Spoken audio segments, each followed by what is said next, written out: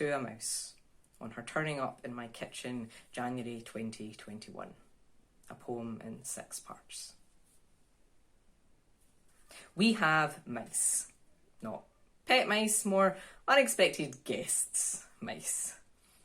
With a box and a lucky drop, we caught the first one. Shared with Instagram the twitch of curious whiskers and impossibly tiny fingers. Google says mice are social creatures, as smart as dogs. Can learn their name and come when called if you take the time to teach them. We didn't take the time to teach him, but named him Rabbi.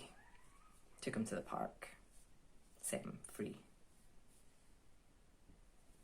Later online, I see someone has commented, "You do know mice carry disease." So I read about salmonella, hantavirus, listeria, saliva and droppings, incisors that never stop growing, teething on gas pipe, gnawed wire, fire hazards and urine-soaked floors. You know, if there's one, there's definitely more. Pest control blocks up the holes around cabinets. A man the age of my dad does this for a living, knows what he's talking about. He recommends poisons. Anticoagulants and metal phosphides, says don't be alarmed if the squeaking intensifies, it just means it's working. It should die down in a few days, no more than a week. I lay my juvenile excuse at his feet. I don't like to kill things. We research options, weigh up hygiene with ethics, ask the computer to tell us how to be humane. Live traps seem promising, bait, capture, release, just make sure it's not too close to home or they want to come home but not too far away, somewhere unfamiliar, they won't find adequate food and shelter. This humane, responsible place apparently somewhere more than 3 miles but less than 100 metres away. The RSPCA says it's kinder to euthanise. So we research. Glue traps sound horrific. Snap traps less so, quick and dirty, meant to be painless unless they're faulty. Buy electronic shock traps. Kill 100 mice on just one set of batteries, or bait and capture and kill them after a drop, a knock, use your freezer, build your own CO2 euthanasia chamber.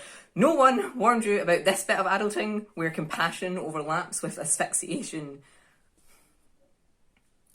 Unsurprisingly, PETA says don't kill them. Their reason's not entirely convincing, but I read their webpage 3 times anyway, like a bedtime story before falling asleep. The words listeria and hantavirus scuttling and scratching in my dreams. In the end, we buy live traps. Set them with peanut butter, the posh stuff. No added salt or sugar. Provide tissue paper for bedding to combat potential cold stress.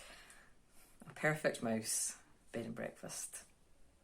And we get guests, provide checkout regularly to the park, since the fields have now sprouted steel beams which are growing into houses. As we walk, I tell them it's not your fault that my landlord didn't block up the gaps, that our streets are more concrete than grass, that our crumbling tenement looks like an invitation. We aren't mad that you broke in or stole something to eat. It's cold this winter and I've been there. This isn't personal. This is about man and nature. 230 odd years ago, a poet said the same things. I just hope you can see all this is older than you and me. I'm guessing one of our neighbours did opt for poison. I find one morning, all panicked breaths and failing steps. Makes me almost regret not getting the snap traps.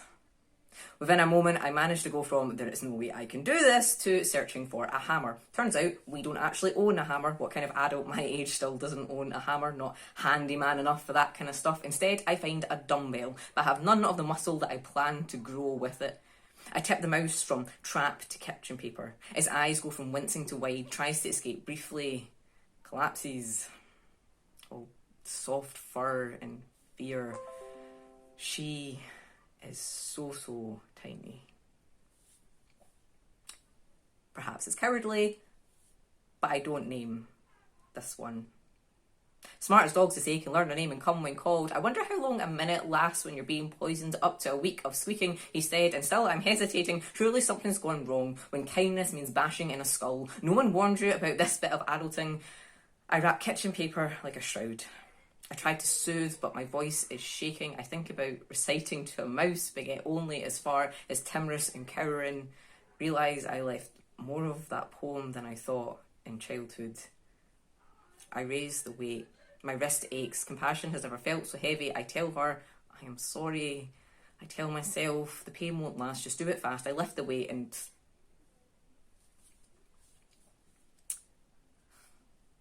I wonder if the pest control guy ever cries after.